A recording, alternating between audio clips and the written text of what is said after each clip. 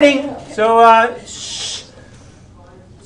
can we're recording right now, and are we recording? We're recording. While I'm getting started, I am going to tell you what the 2 and the 3rd power and Fidel Castro have in common. They are Cubas. They're both Cuban. Yeah, they're both Cuban. Okay, that's a Mr. Gator original math joke. They're both Cuban. Yeah. Okay. You'll get it. You have to go back to pre-algebra. Okay. Because they didn't get it. So this is graphs of polar equations, and a few of these we're going to learn how to do by hand, and then I'm going to show you how to do it on your graphing calculator, and they're kind of fun. So sketch the graph of r equals 4 sine theta by hand, okay? Don't cheat and get ahead, okay? And by using a table of values, okay? So the first thing you're going to do is put in a theta, and you're going to put in a r down here, okay? So kind of like with the XY table. Oh, thank you. You're going to plug in values. So this is kind of a nicer polar graph than the one I gave you the other day, because all it has is this is pi over 6, this is pi over 3, this is, what's this? Pi over 2, this is, come on, you can do it, 2 pi's over 3, this is pi over 6, and this is pi. And then we'll go one more to 7 pi over 6, because we'll stock what happens right there. So all you do is you plug in theta values, and I would start at 0, even though I did 0. So this is actually 0 and 2 pi, right?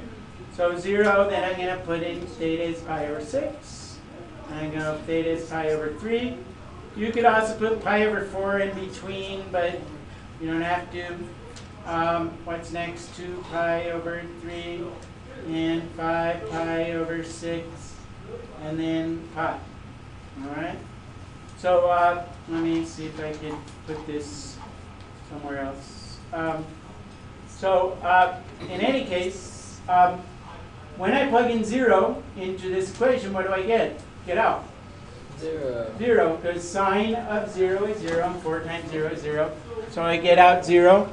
And so my first point on the graph, okay, is going to be right there at out. This means I go, so usually you graph r and then theta, but this means I go out 0 and I rotate through 0. All right?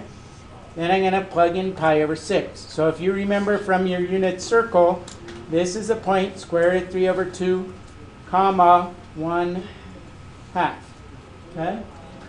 So, what goes in here?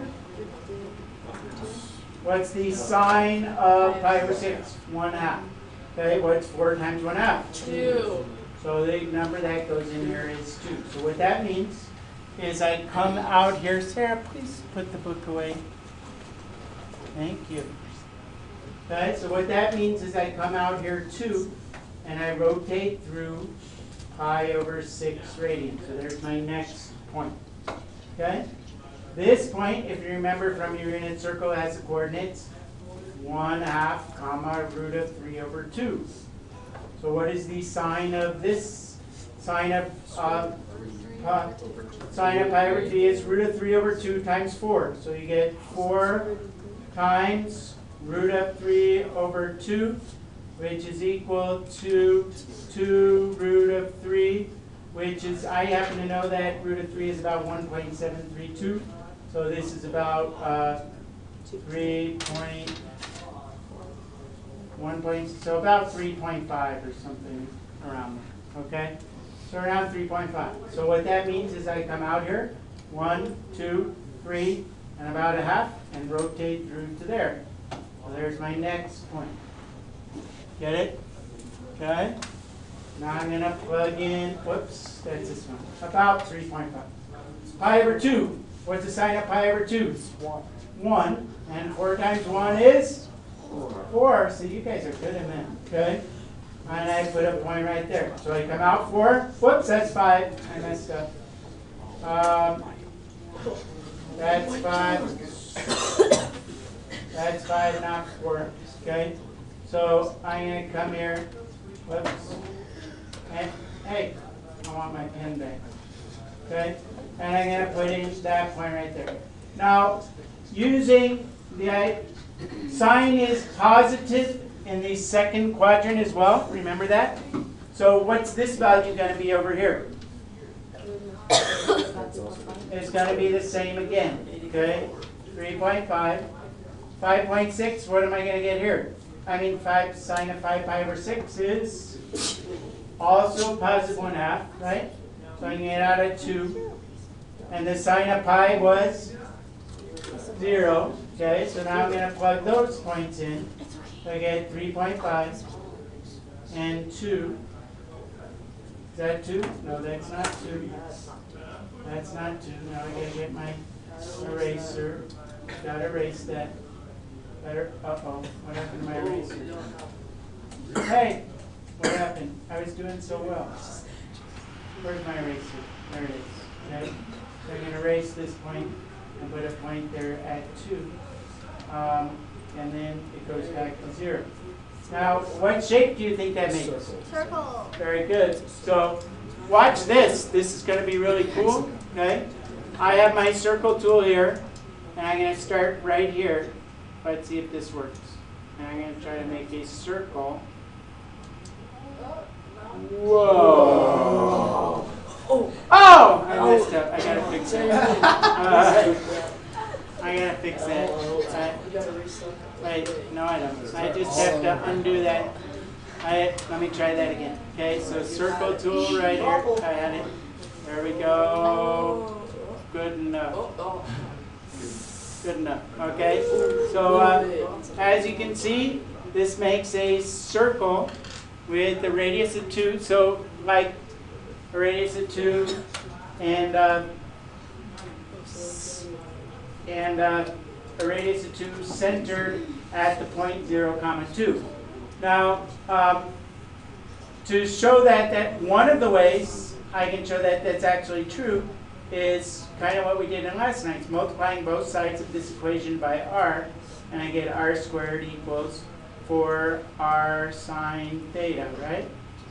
Which gives me x squared plus y squared equals 4y, which gives me x squared plus y squared minus 4y equals 0, which when I complete the square, I get x squared plus y minus 2 squared equals what?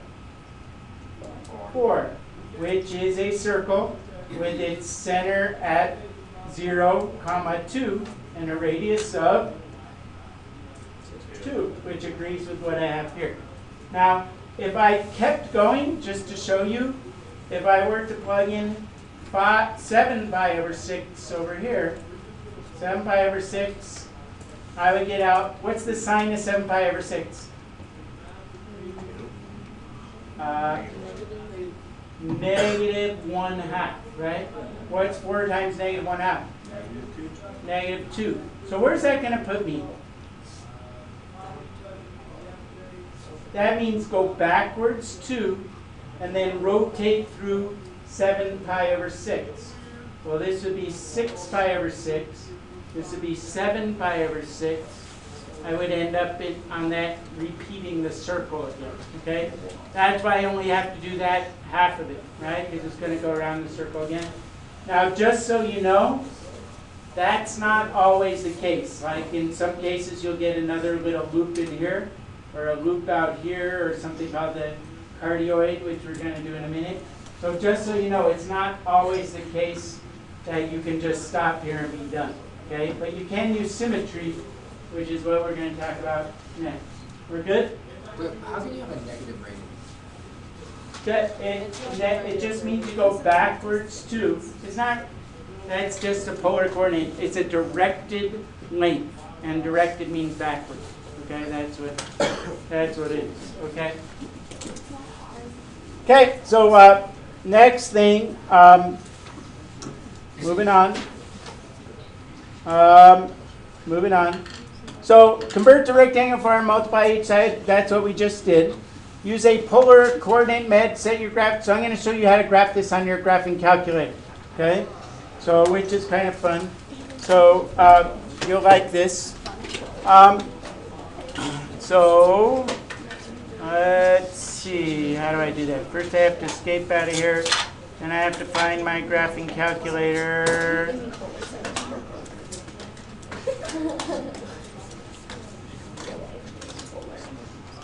And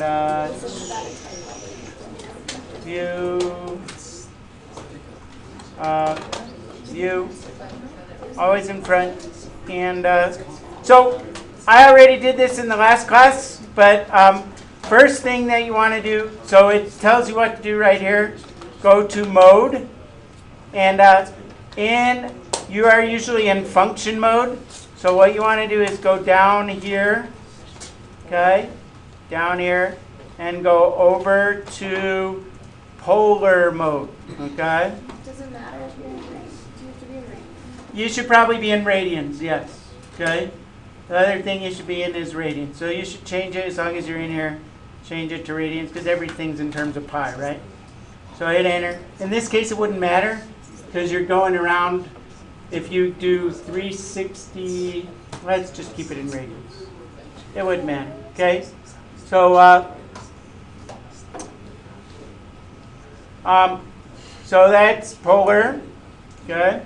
And then the other thing, you want to set up your window. So if you go to window now that you're in polar mode, it sets theta to 0, and then theta max. In this case, we're just going to go pi. In most cases, you would want to go between 0 and 2 pi. But in this case, you only really have to go pi. You could put 2 pi, wouldn't matter. It's just going to go around twice, right? Okay? And then the step, just leave it what it is. X min -6, X max positive 6, Y min -4, Y max positive 4. The reason they do that is so that your window is square, because it's not proportional the way you usually graph things. So now, if it's a circle, it'll actually look like a circle. And then you go to y equals, and notice now that you go to y equals, you have r equals something, something, something. And you just type in 4 sine, and theta is where the x is. Okay, so when you're in polar mode, theta turns in, x turns into a theta, and then you could graph it. And then I'm going to do an enter. It's squished. If it doesn't look right, then in some cases you might, if you don't see that, it might be because your axes aren't showing up, or some of your axes not showing up. That's because we turned them off in the.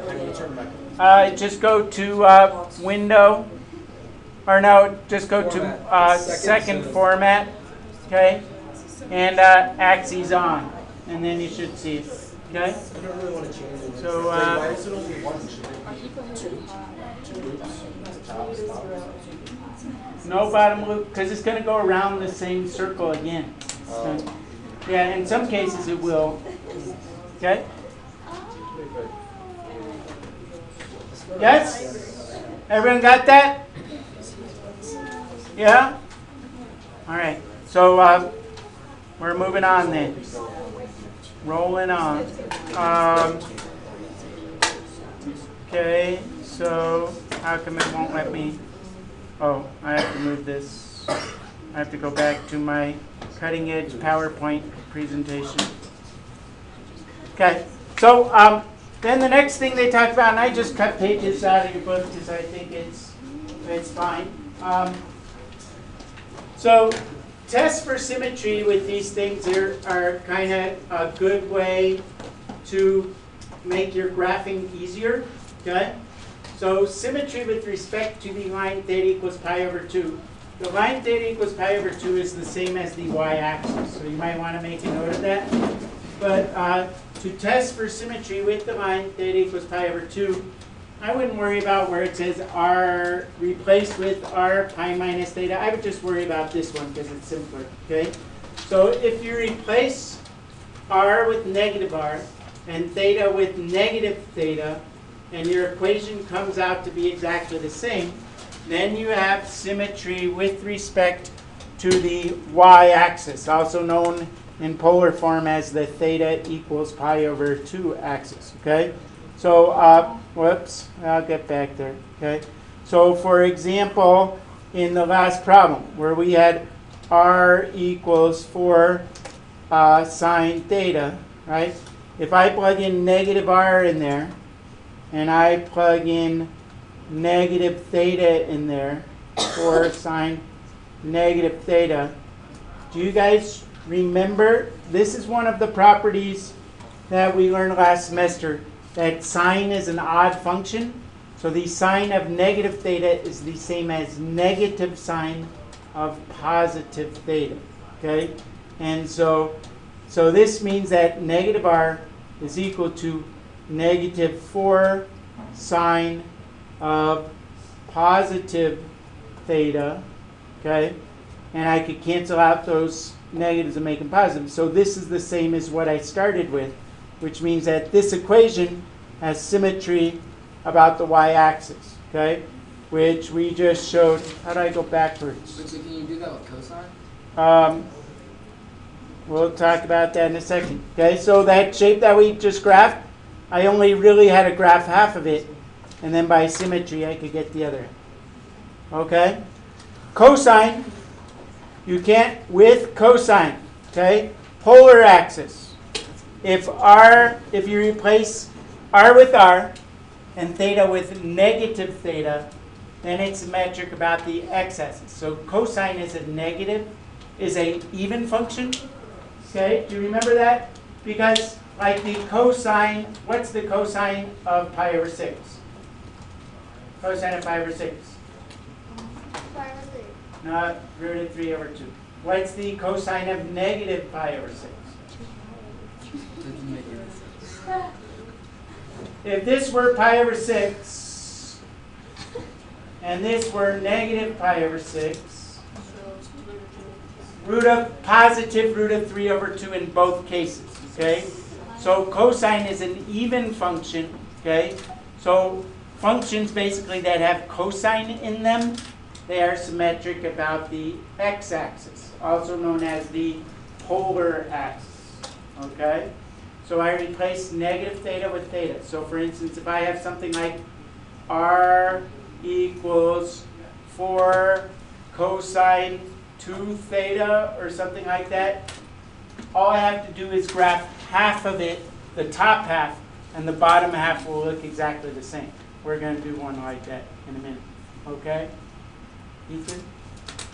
And this one, the pole, replace r theta with negative r theta, and that has symmetry about the pole. Symmetry about the pole means the pole is 0, 0. So something that is symmetric about the pole would look like something like this, which we'll learn in a second is called a lemniscate. So it's got 180-degree rotational symmetry. Okay? So, and this, something that would be like a clover shape, that is, oh, it looks like a butterfly, doesn't it? But this has symmetry about the y-axis, about the x-axis, and about the pole, right? It has 180-degree rotation, so you could have more than one symmetry. And but mostly sine functions are symmetric about the y-axis. Cosine functions are symmetric about the x-axis. And things generally that have an r squared in them, they're symmetric about the pole. But you'll see some of those in your homework. So I want to go, we'll graph this in a second, but I want to talk about, I should have talked about this first, okay? So that's kind of what I say here, is that the graph, if it's a sine function, it's usually a symmetric about the y-axis. If it's a cosine, if it's got a cosine in it, it's usually just a cosine in it, it's usually symmetric about the x-axis. And then if it's got both in it, then it's hard to tell. Okay, or if it's got something else. The other thing is this, I brought this slide up because this is important to talk about. Okay, the 3 tests for symmetry and polar coordinates are sufficient to guarantee symmetry, but they are not necessary. So what that means is if you show that something meets one of those tests for symmetry, if you show that it has symmetry about the x-axis or symmetry about the y-axis, and it works, that says that yes, it does have those symmetry. But there are other equations, as in this example, r equals theta plus 2 pi, which looks like this, which is called the spiral of Archimedes. This one has symmetry about the y-axis, but there's no way that if I plug in negative r and negative theta, I do not get the same thing, you see? And so I can do one of the tests and it could not work and it could still have symmetry. If I do the test and it does work, it means it must have symmetry. But if I do one of the tests and it doesn't work, that does not mean that it does not have symmetry. Okay, that's what, so it's kind of confusing, but that's what sufficient but not necessary means. Okay, so you got to kind of understand that.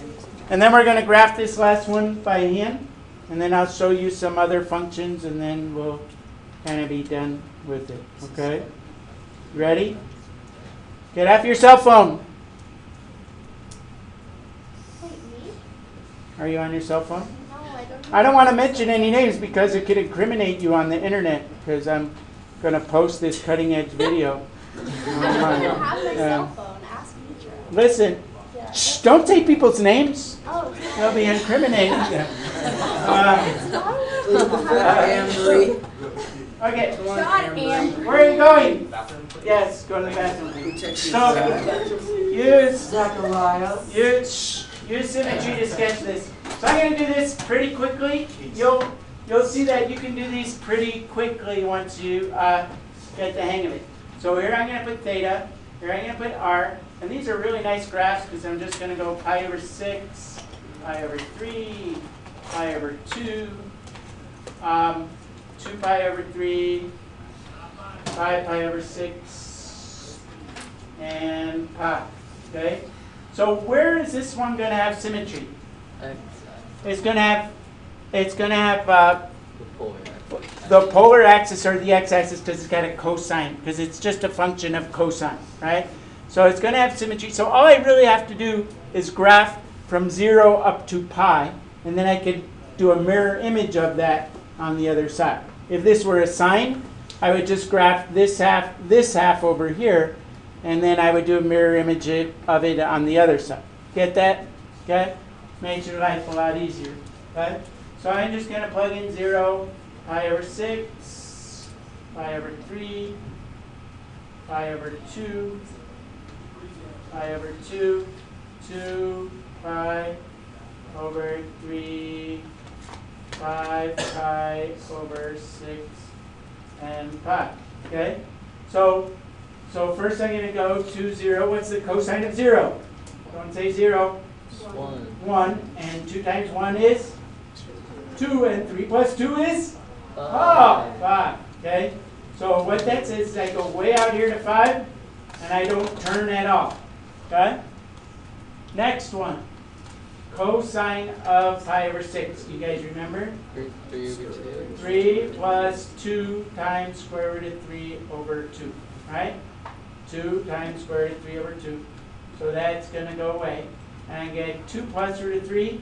I happen to know that root of 3 is about 1.7, so that's close to 4.7. So I'm going to put a 4.7 in there. Okay? And so I'm going to go out 4.7 approximately. And then I am going, did I do that right? Yep. And then I'm going to rotate through pi over 3 radians. And I'm going to put a point right about pi over 6. Sorry. Come on. Stupid people. All right. So then, do you guys remember the cosine of pi over 3? 1/2. What's 2 times 1/2? 4. 1, and 2 times 1/2 is 1, so 3 plus 1 makes 4. So over here I'm going to get a 4. Okay? Okay? Cosine of pi over 2. Remember? 0. 2 times 0 is 0. 3 plus 0 is 3. So over here I'm going to get the point 3 comma pi over 2. So again, now I'm getting here. I'm going out 3, and then I'm rotating through pi over 2. Okay? But now it's not exactly the same on the other side because cosine is negative when I get to these values. So the cosine of 2 pi over 3 is negative 1/2. 2 times negative 1/2 is negative 1. So I get 3 plus negative 1, which is 2. Very good. So over here, I'm going to come out to 2. Okay? Wait, don't you mean for 2 pi over 3, not pi over 2? Like Yes. chart. Yeah, sorry. I messed up my, thank you. Okay. So here I get 2. Here I got 3. Here I'm going to get out 3 plus 3 minus 2 times root of 3 over 2, right? Because the cosine of 5 pi over 6 is negative root of 3 over 2. Those are going to cancel out. So I get 3 minus about 1.7, which gives me about what? 1.3, right? 1.3, so about here. Okay? And then when I get to pi, what's the cosine of pi? Negative 1, and 2 times negative 1 is negative 2. 3 plus negative 2 makes 1, and then I'm going to get this here. Okay? So now, so far, you can sketch in your graph, and you want to use pink. Okay? I don't know why. You just use whatever color. And, whoa, it's not very, it's easier when I'm standing up. It's going to be, okay? And then on the other side, you just copy these points. You use symmetry, okay? Because it's going to be symmetric about here. So I'm going to take this point and copy it down here. I'm going to take this point and move it over here to 2. I'm going to take this point and move it down here to 3. Tell me if I mess up. This point goes to 4. This point goes to about 4.7. And this point goes back to the beginning. So if I use my sketching abilities, it looks something like that. I'll do that part again. What does that look like? It looks like a heart. And for that reason, it's called a cartoid. Okay? Cardioid? Cartoid. Cardioid. Is it I-O or O-I? I thought it's I-O. I don't know. We'll look. Microphones is cardioid, hypercardioid. That's the next slide. Okay? Okay? So that's how you sketch something by hand. That's as much as complicated as it's going to get for you. But I want to show you a few more of the shapes. Okay? So I cut this page out of your book. Okay? It's called a I spelled it wrong. Cardioid. Cardioid. That would make more sense. So what we just sketched is not a cardioid, is it? It's called a. It's called a. How do you say that word? French girl. Limaçon. Say bon. So, do you have to memorize all these things? No. Okay. But just so you know, because you have some questions, refer to this page, which is the next to last page in your book. Yes, ma'am. Why would you graph things like this? Because it's fun. Because it's interesting. Yeah. So, Emily, I'm sure there's applications of it somewhere. Okay. But in any case, just to go through these, these are the general forms of the equation. The sine ones are going to be symmetric around the y-axis. The cosine ones are going to be all looking this way, symmetric about the x-axis.